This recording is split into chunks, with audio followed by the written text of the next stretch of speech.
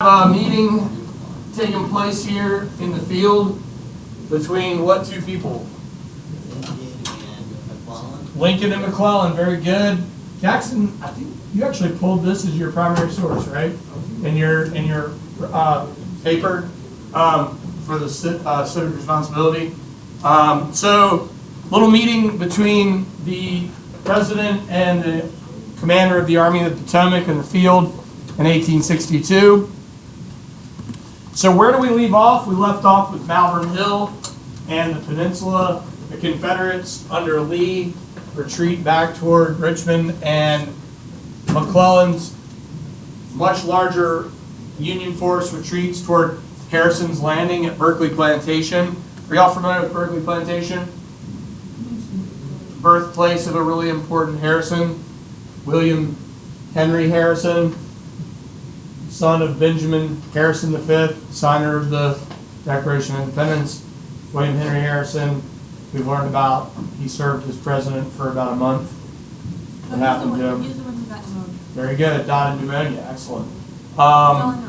Yeah, well done. So McClellan's army is sitting along the James.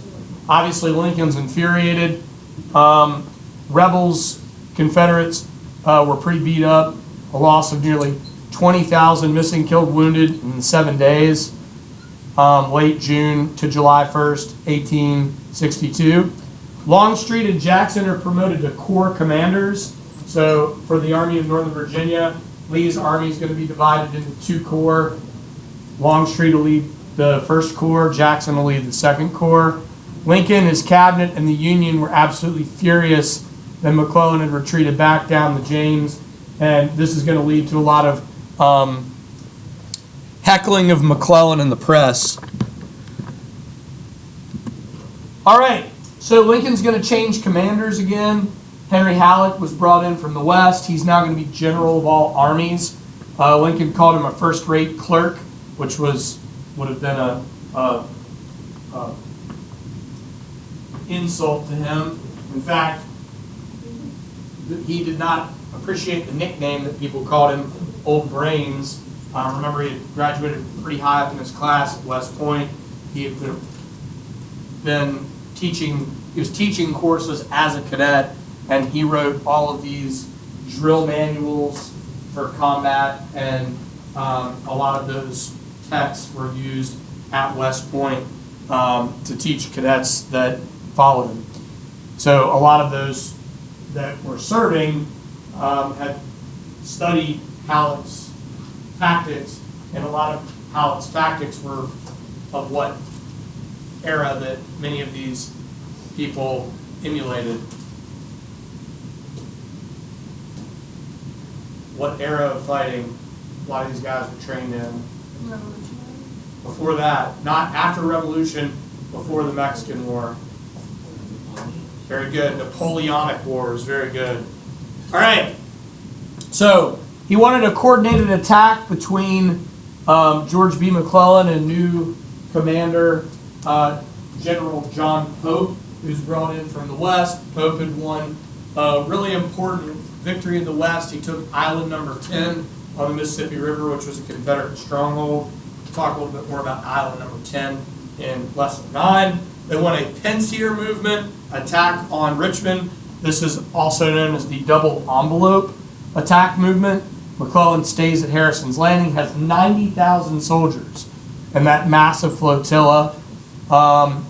He exclaims to Lincoln, "Give me more men." He wants he wants 50,000 additional men, and Lincoln refused to do so. And he occupies Berkeley Plantation, and he'll pillage and plunder others. Have you guys ever checked out any of the plantations around along Route 5? You guys should. It's a really cool road trip. You guys should do that at some point. Just if you can start Route 5 down in the city, you know where the canal kind of meets Main Street below Churchill. You can take Route 5 all the way down. It's beautiful. Well worth your time. So, sorry, the lighting on my projector's a little jacked up. My apologies. All right. John Pope here on the right had come off his success from island number 10. This is kind of funny. Halleck could not stand Grant, so he tried to make it appear that Pope's victory at island number 10 was more important and more strategically and tactically important than Grant winning at Shiloh. And once we get into lesson 9, you're going to see that, yeah, island number 10 was important, but Shiloh, if the Union Army had been defeated at Shiloh, it would have crippled Union forces in the West. So, he said,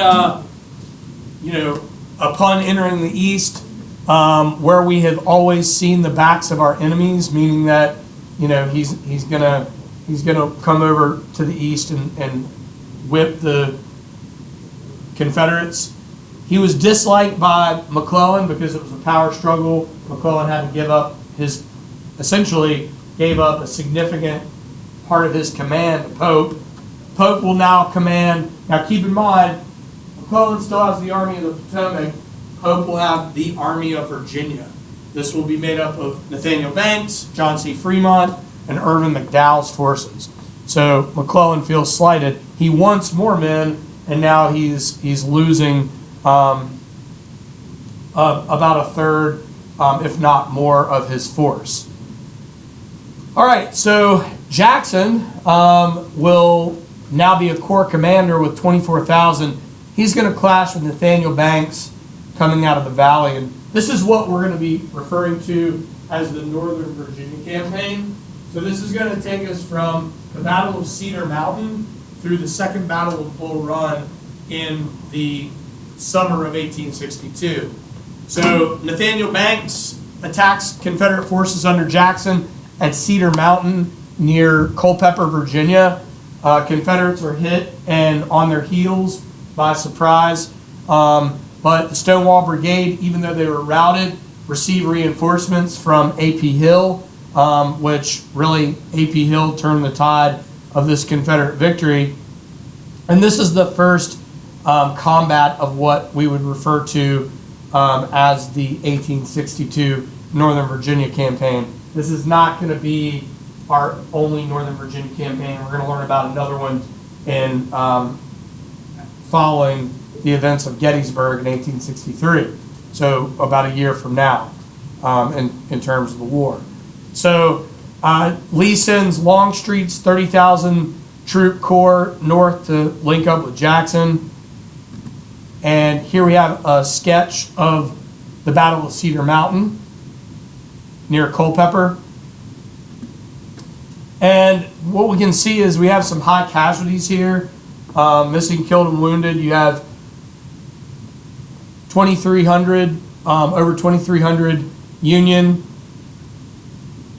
Confederate, over 1,300. Jackson is going to fall back to Gordonsville.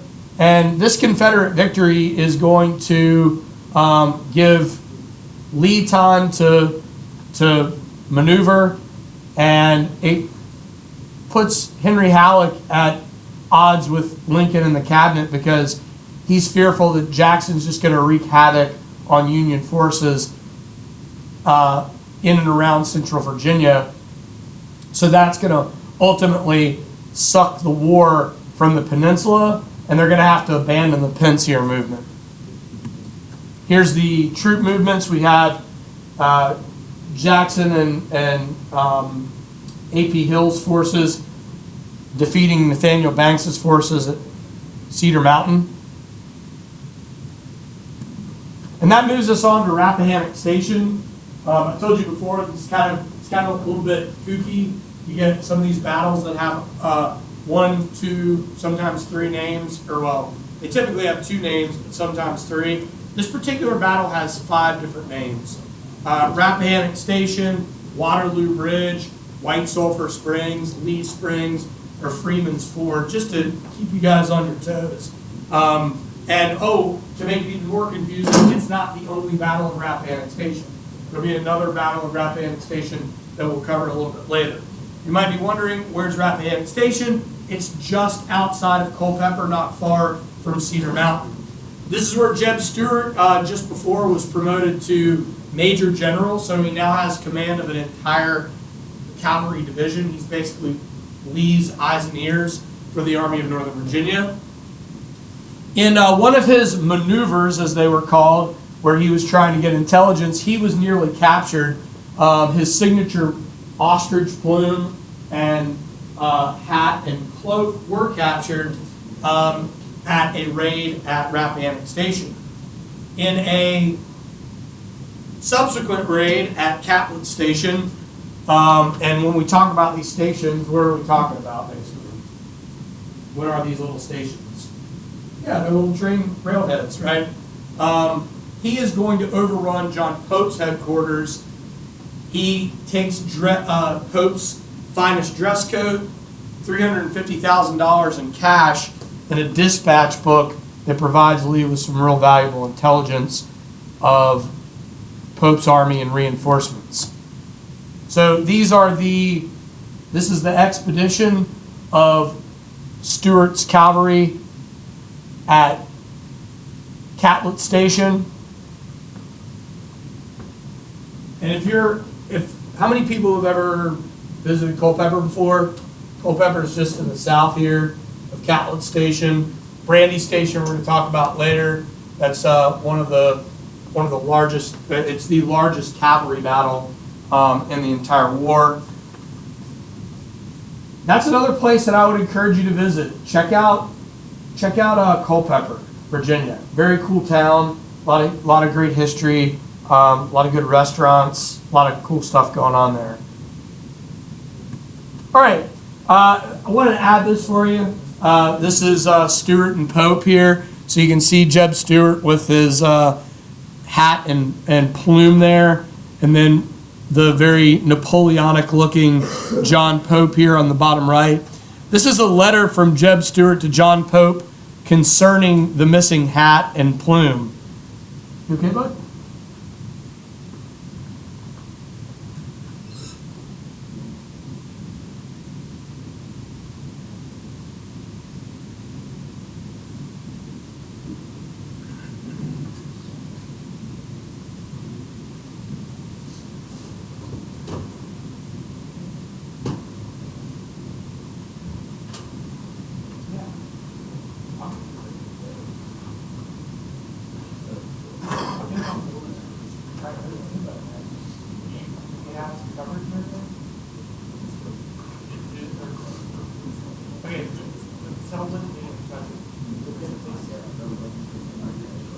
All right. I hope so. I'm feeling well. All right. So Stuart and Pope's the hat, plume, and the jacket. This is a letter from Stuart to John Pope concerning the missing hat and plume. General, you have my hat and plume. I have your best coat. I have the honor to propose a cartel for the fair exchange of the prisoners.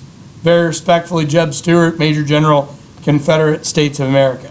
John Pope never responded to the letter. But I do find this kind of entertaining because it just sort of shows the human side of the war, but also the comical side of the war. Because remember, all these guys are interconnected, whether it be through West Point or the Mexican War or whatever. All right, so You refer to stuff as the prisoners, yeah. And again, kind of funny too. The dress code was put on display as sort of another comical anecdote in the field. All right, so at Rappahannock Station, Jackson was sent by Lee to flank Pope. Pope moved to intercept Jackson. He thought he would have Jackson trapped here, but Halleck will end up ordering troops in Alexandria to move on Manassas Junction, same place where the first Battle of Bull Run was fought.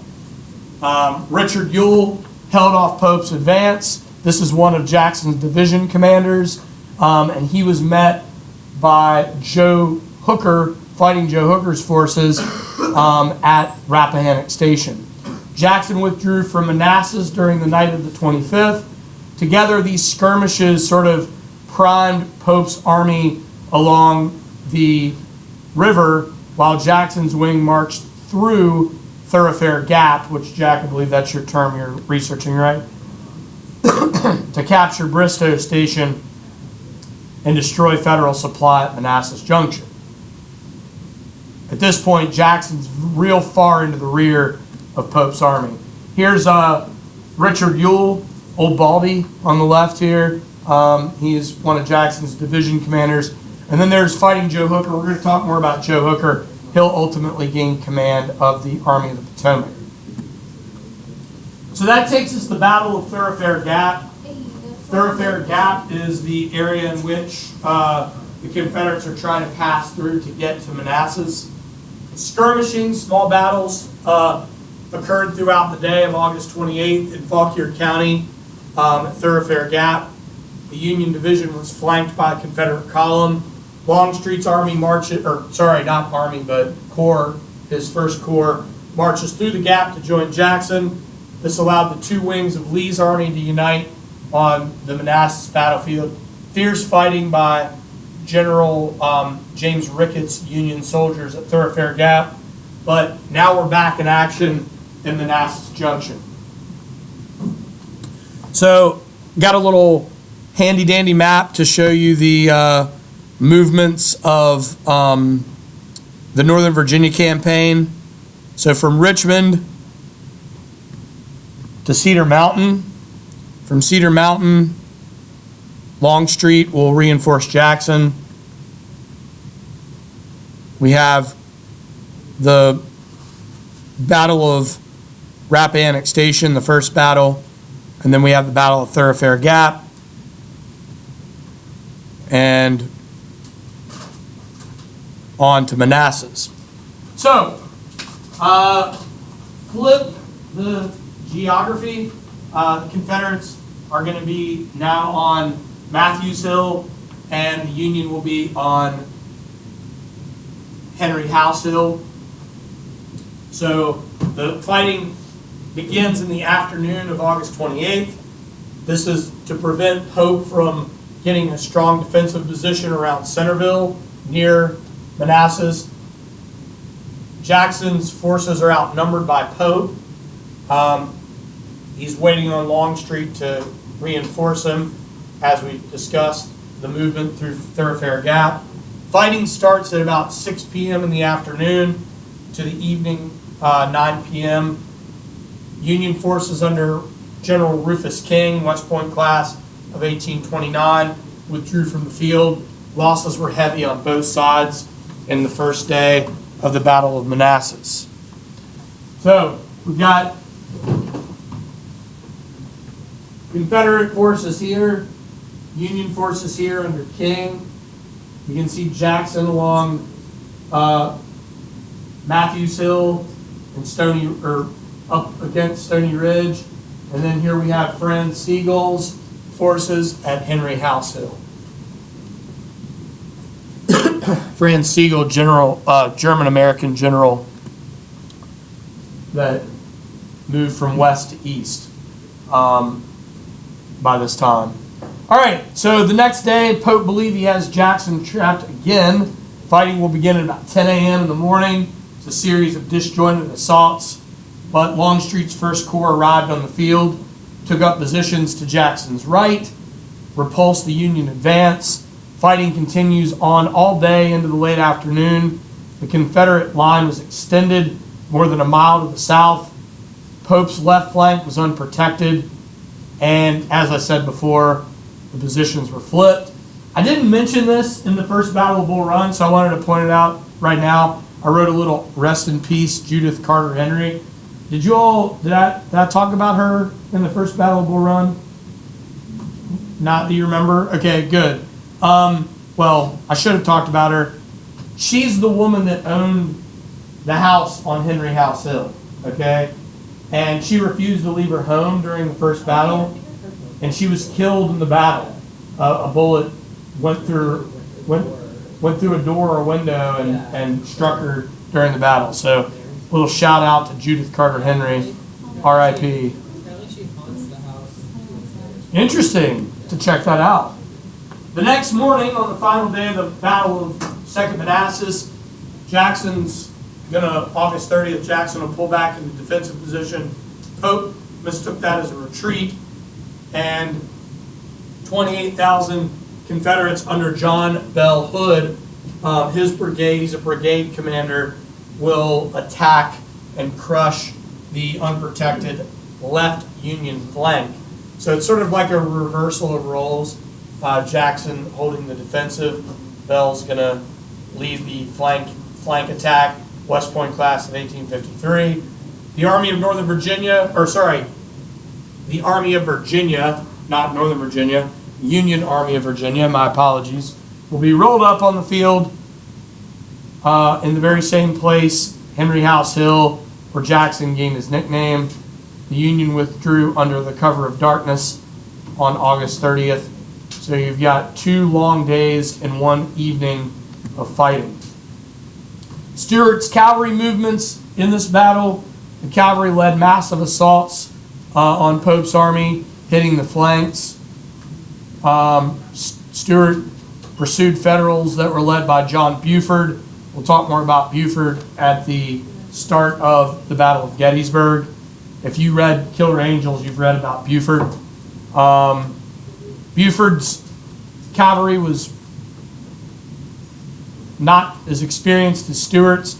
They're going to retreat across Lewis's fords. 300 of their dragoons will be captured, and Stuart will harass the cavalry all the way until the end of the campaign that ended at the Battle of Chantilly. So here we have the dotted lines were Jackson and Longstreet's corps.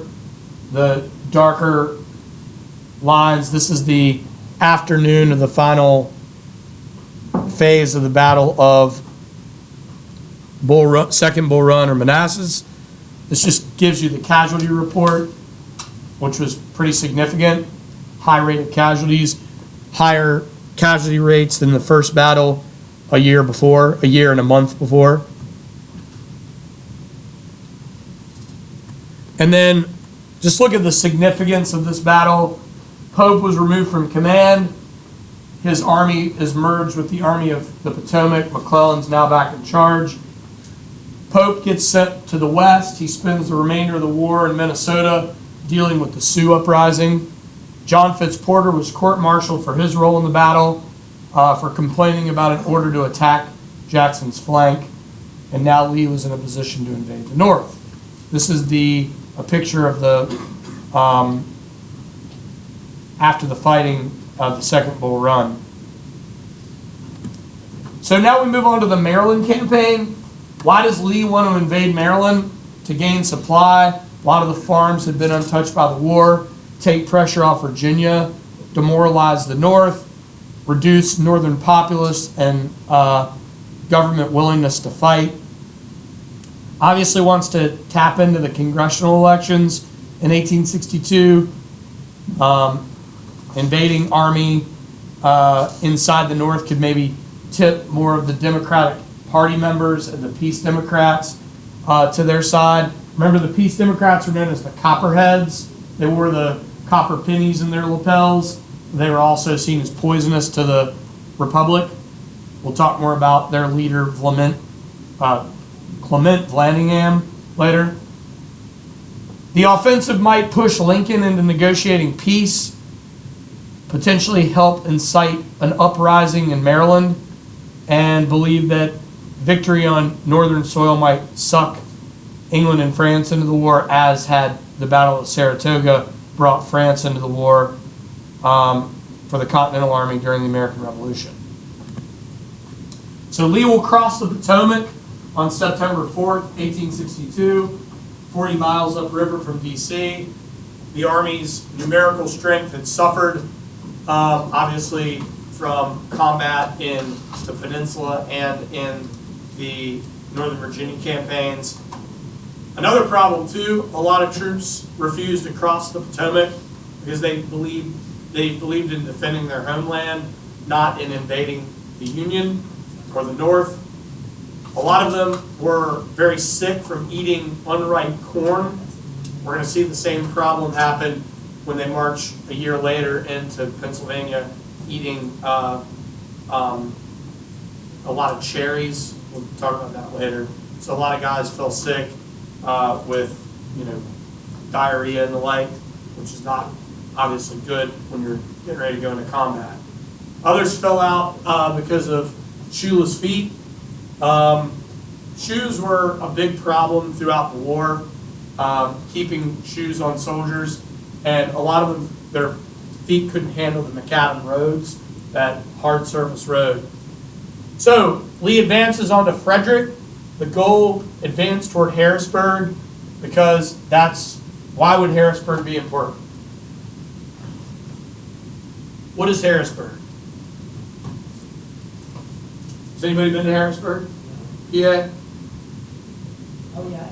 You have? Okay. There's some significant things going on with Harrisburg. Number one, you have the Susquehanna River that flows through it. Number two, you have multiple railheads that move through it. Number three, it's the capital of the state of Pennsylvania, right? So if they could capture a Union capital, that might help tip the balance. All right, Longstreet moves from Boonesboro and then on to Hagerstown, Maryland. 3 columns under Jackson seized the arsenal at Harper's Ferry, yet again, garrisoned by 10,000 Union troops. And Lee was counting on McClellan to move slow and to be cautious. All right, so we have Lee's 2 corps and McClellan's, the corps of his Army of the Potomac. So, even sound effects here. Movements into Maryland. This particular area of the Shenandoah, obviously Harper's Ferry is significant because we have both the Baltimore and Ohio running through, but we also have the Shenandoah and the Potomac. And Harper's Ferry has what else going for it? What else is located at Harper's Ferry? Very good. An arsenal. Were they ever planning to capture Washington? Yes, the plan was to attack Washington, but they could never. Every time they got close to Washington, there were different times when there were plans to attack, but they couldn't. They had a couple of issues. Washington was defended, number one. Number two, when they won victories that gave them the momentum to move forward, they didn't take the momentum to move forward on Washington. I know that Washington was heavily defended, but they could have just surrounded the city and kind of had a siege against now. Exactly. And that was constantly debated between Jackson, Longstreet, Hill, Bell, Hood, Lee. They're all looking for, what was the right maneuver. Was laying a siege to Washington, or did laying a siege to Washington open them up for a potential siege on Richmond? A lot of this is keeping the Union Army on the move, keeping them on the run. So McClellan moves out of Washington with 80,000, 8 divisions, reach Frederick on September 13th. He finds Lee's plans wrapped in a handful of cigars, but he delayed and missed the opportunity to attack. Lee saw the plan was compromised because McClellan was moving too fast for McClellan. Another issue, too, was Confederate sympathizers told him that the plans had been found. Lee moved fast to concentrate his army, and Jackson recaptured Harper's Ferry.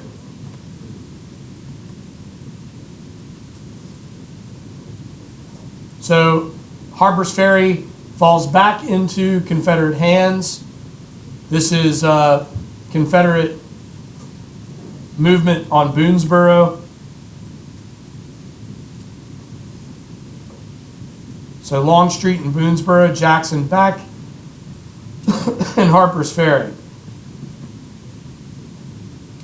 Longstreet moves to Hagerstown. McClellan pursues. And that takes us to the Battle of South Mountain on September 14th. They're fighting for possession of mountain passes, Crampton's Pass, Turner's Pass, and Fox's Gap. Confederate defenders were driven back. Lack of Union action the next day gave Lee time to regroup. Lee decides to take his stand at Sharpsburg, Maryland, along the Antietam Creek.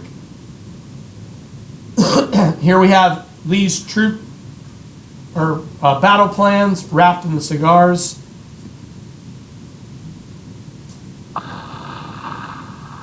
This is the fighting at South Mountain. Reinforcements at South Mountain. Yeah, good.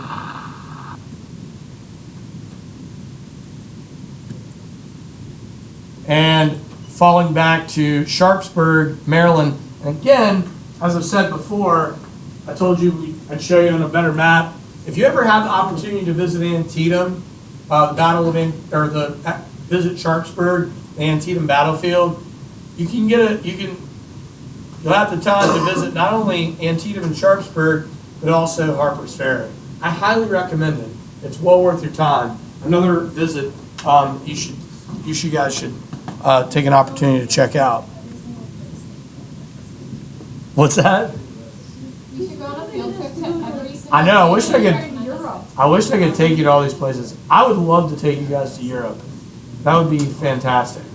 We'd need like 2 weeks to a month, though. All right. So forces are now along Antietam Creek in Sharpsburg, Maryland. McClellan launched attacks against Lee's army in defensive positions behind Antietam Creek. At dawn on September 17th, General Joseph Hooker's corps mounts a powerful assault on Lee's left flank.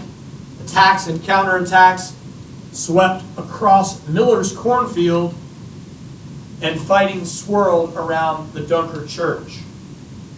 A couple of important things happen in this morning. Okay, the fighting is so fierce that it cuts down all the corn in the cornfield. And you can go out and walk through where this particular battle occurred.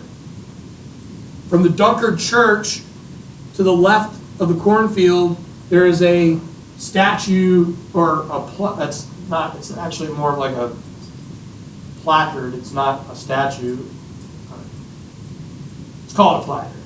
A monument. A monument in honor of Clara Barton. Clara Barton was on the field that day, tending to Union troops. She actually had bullets passing through her dress. We're going to talk about Clara Barton's importance. Very close. Importance in not only her service as a nurse in the field, but also as the founder of the American Red Cross. Attacks then, or counterattacks, not only at Miller's cornfield, but also the Dunker Church. There's a huge monument to the Texans next to the cornfield. As the day moves on, the battle moves over to the Sunken Road, also known as Bloody Lane. Toward the end of the day, General Ambrose Burnside's corps entered into action, capturing a stone bridge that crossed over Antietam Creek, which you can cross over. You can actually walk over that bridge, where fierce fighting occurred against the Confederate right. This is a crucial moment. This is where A.P. Hill's division arrived from Harper's Ferry, launched a surprise counterattack, driving back Burnside and ending the battle. This became known as Burnside's Bridge. Although outnumbered 2-1, Lee committed his entire force to the battle. McClellan sent less than 3/4 of his army into the battle, enabling Lee to fight on. During the night, both armies consolidated their lines And in spite of the crippling casualties, Lee continued to skirmish with McClellan throughout the following day, September 18th, while removing his battered army south of the Potomac. So what I've got for you guys, I've got just an Antietam overview. This is one of the monuments at Antietam. That's the Dunkard Church behind the cornfield. And then this is Burnside's Bridge. It's a little painting of the battle. Union strength, 87,000. Confederate strength, 45,000. 3 separate attacks at the cornfield, Sunken Road or Bloody Lane, and Burnside's Bridge. Only used about 2/3 of the Union forces. Confederates were defeated but not crushed. Lee's army escaped back to Virginia.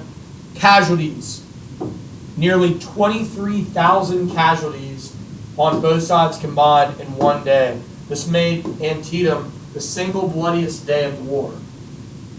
McClellan was removed from command, replaced by Ambrose Burnside. I already mentioned that. Lincoln visits the battlefield to meet with McClellan. Upon seeing the carnage of the battle, he is inspired to issue the Emancipation Proclamation on January 1st, 1863. Do keep in mind that the Emancipation Proclamation had already been framing that document. Here we've got A.P. Hill on the left and Ambrose Burnside. The two of them clashed on Burnside's Bridge that crossed over the Antietam Creek. Top left, the cornfield. Top right, the Sunken Road or Bloody Lane. And then the bottom there's Burnside's Bridge, and there's Antietam Creek. And then this just shows you the movements at Sharpsburg.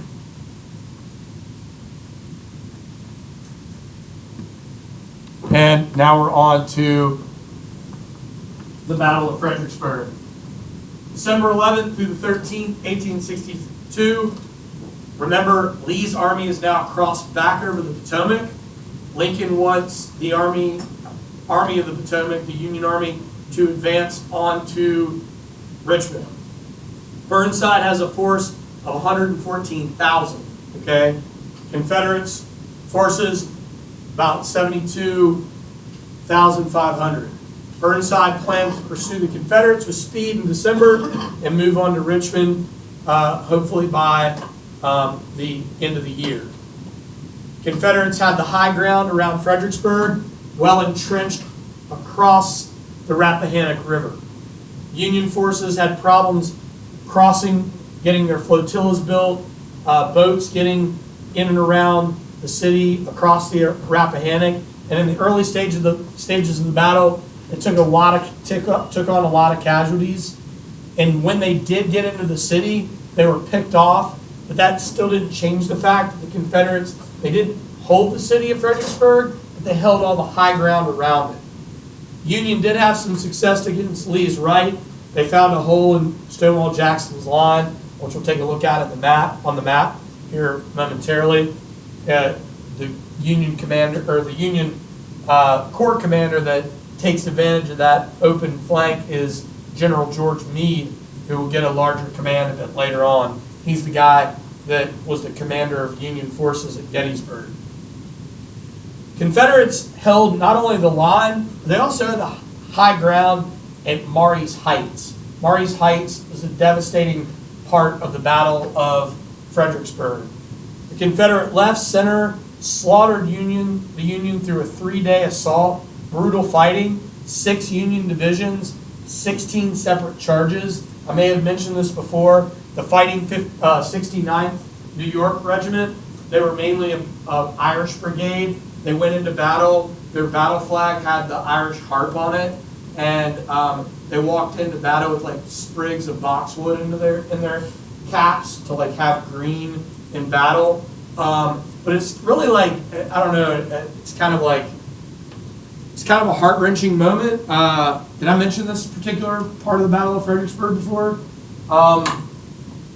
On the assault that they're sent in on, the guys that are fighting back with them and are dug into the wall and attacking them are Irish soldiers from Georgia, and they're both like sides. They're guys that knew each other from the old country, right? And they're fighting each other. So it's kind of like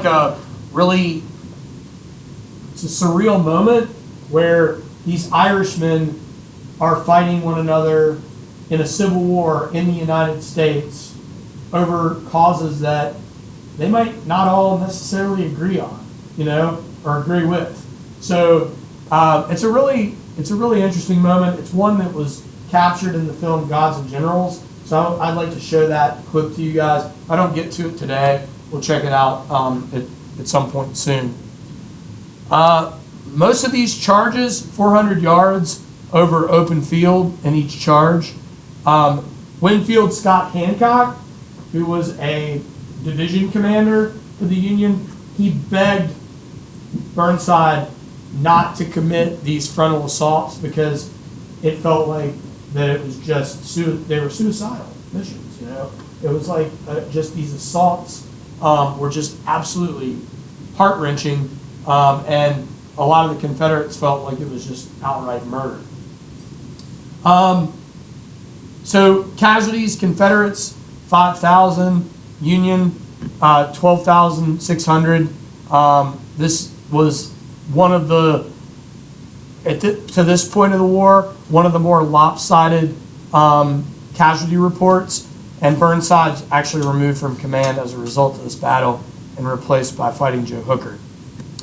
This is the area in the line where Jackson's flank was exposed, and you can see, if you take a look here, you can see the Union controls Fredericksburg, but look at this. They don't control all of the high ground around the city. And then this right here, take a look up here, is Marye's Heights. And the Union's gonna try frontal assaults up Marye's Heights. And the Confederates are dug in, not only dug in at the top of Marye's Heights, they're dug in behind a stone wall at the top of Marye's Heights. I'd like everybody to take a look at this painting. This is the pontoon flotillas that were built to try to get guys across. So as they're building these pontoon flotillas, which Hancock had begged Burnside not to do, not only are they building these and they're sending guys over, Confederates are dug in behind either obstruction or walls all the way along in defensive positions as the Union is trying to cross into the Battle of Fredericksburg. That is Marye's Heights.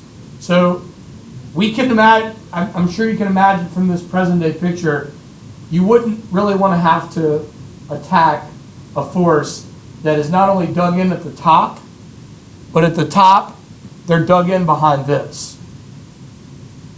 They're dug in behind this stone wall. So that's what the stone wall looks like today, and that's what the stone wall looked like during the battle, or after the battle. But the stone, like if they had the Union had a cannon that could have gone through the stone wall. So they weren't That is a tremendously big problem for Union forces on that day. A lack of artillery support. I'm glad you brought that up. That is a really good point. And you know what? I'm going to actually add that to the lesson. Lack of artillery support is a massive problem on this day. 16 infantry frontal assaults, not necessary in this particular battle. All right. So what I have a map of here for you is just, this shows you by the end of 1862, everything that's shaded is now under Union control. And then we got the blockade. And I know a lot of you are like, wait a minute, what's going on with Tennessee and Louisiana? I'm going to get into that in lesson 9. All right? You guys have any questions for me? All right.